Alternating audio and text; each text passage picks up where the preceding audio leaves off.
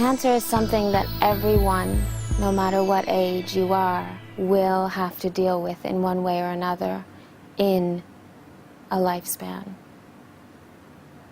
No matter who you are as a child or an adult, cancer is something that you will touch. It will become part of you at one moment or another.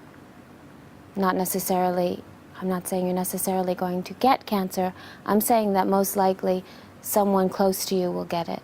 You will know someone who will have died, or you will know someone who's had to have chemotherapy and or radiation or a mastectomy, anything. What are cancer's biggest issues? As we saw in episode 1, funding is a major one. But to resolve the funding issue, we must build awareness and create political will. The question is, do our politicians care enough about cancer? How about researchers? Do they care enough to collaborate? Or are they busy fighting for funds? In this, the second episode of Cancer Is, we will also look at issues facing patients directly, including screening, treatment, and palliation. Too many enter their final days in agony, and often alone. This is now true in developing nations as well. Cancer clearly knows no cultural, geographic, or socioeconomic barriers. As many nations develop economically, they are inheriting many of the cancers associated with highest income nations. Lung cancer, for instance. Indeed, lung cancer is now the world's leading cause of cancer death. And without intervention, tobacco could kill 1 billion people this century. Do we have the will to stop this trend? The political will? Let's find out. So everything happened to you in 1 week. I mean, you went from Soleil normal to Soleil cancer patient in 1 week. Yes. Did you know what cancer was back then? No, my mother's best friend had died of cancer years before. For me, it was a cancer of old people. Young people did not get cancer. I didn't have a lot of experience with it. The only people I knew that had it were of the older generation. Cancer and cancer prevention and control should be on the health agenda of every country, every state, and certainly the G8 agenda, even though it isn't as I speak. You've got tuberculosis, you've got HIV/AIDS, you've got malaria, all important diseases. But cancer kills globally more people than all those put together. If you look at the strategies, national health strategies of many countries, especially in Eastern Europe and some of the more middle-income countries, you see that they have put the chronic diseases, non-communicable disease as priority, and among them cancer. There are some countries like Thailand, for example, it has cancer there on top as a major disease to fight. The donors have not developed the same understanding yet. There isn't enough attention paid to cancer and other chronic diseases at the present time, both in the high income, but particularly in the low income countries. We've got the low income countries, striving to achieve the Millennium Development Goals, which are wonderful, wonderful. It's galvanized unprecedented levels of activity to help the 1 billion poorest people on the planet.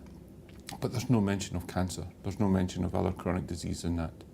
I think that we definitely have to make sure that our politicians, both in the United States and elsewhere, realize that these healthcare issues actually are incredibly important.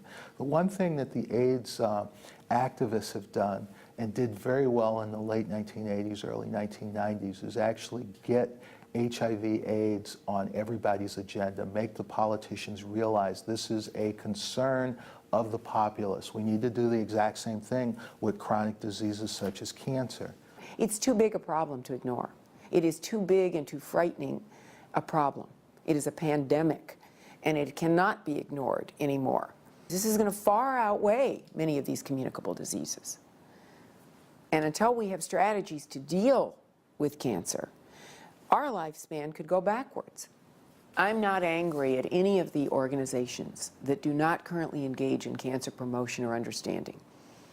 I am more concerned about the people who do not apply pressure on them to do so. Large agencies of government are not creative. They only implement, and sometimes badly. Sometimes they do a good job implementing.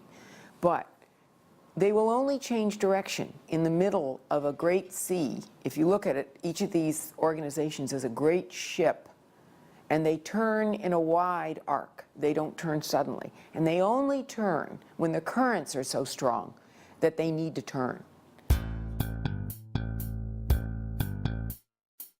Funding for cancer services specifically, or medical services, health services in general, is still very little. We are talking about $10 or so per person per year. I'm always impressed when I go to the United States and I see the tremendous enthusiasm of some charities to raise funds and to raise millions of dollars. In the UK also there is this cultural tradition. It's not the case, I'm afraid, in other European countries where this culture doesn't exist to the same extent and where it's a constant battle to get funding. The great tragedy in the US right now is that the funding is level at a time when we're making great advances, and so people are going different routes. And so I think the money needs to go into bringing in, recruiting the new talent into the fields and retaining them. Because when funding levels out and the field is growing, the people who are already successful get funded, the newcomers don't. And so they leave the field. Every year we organize different activities to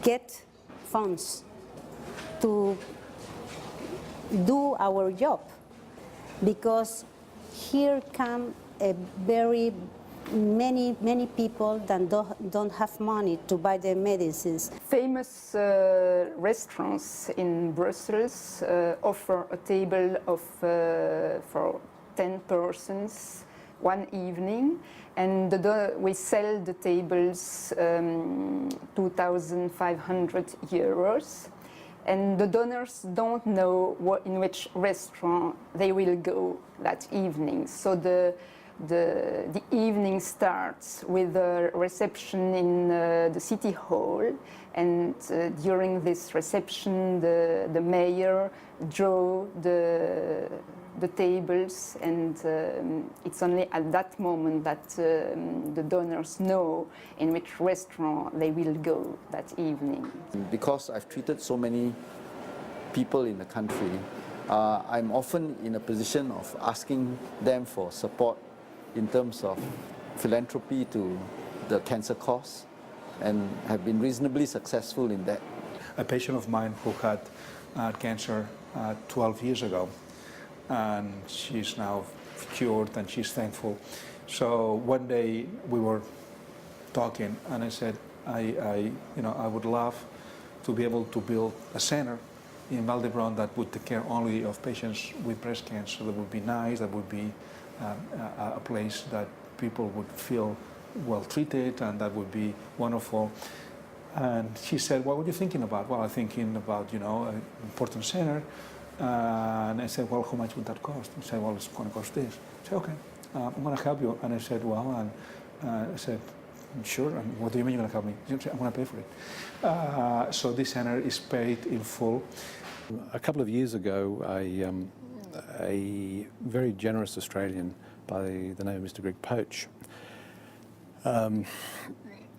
came to understand what the importance of melanoma to Australian society was. And so after various discussions and some considering a variety of options, he has committed and some $40 million to help us develop a new centre which will provide all those things in one building. So one man is funding 40 million Australian dollars to one cancer unit. It is a very important contribution. It's the largest gift by an individual to a single cause in Australian history.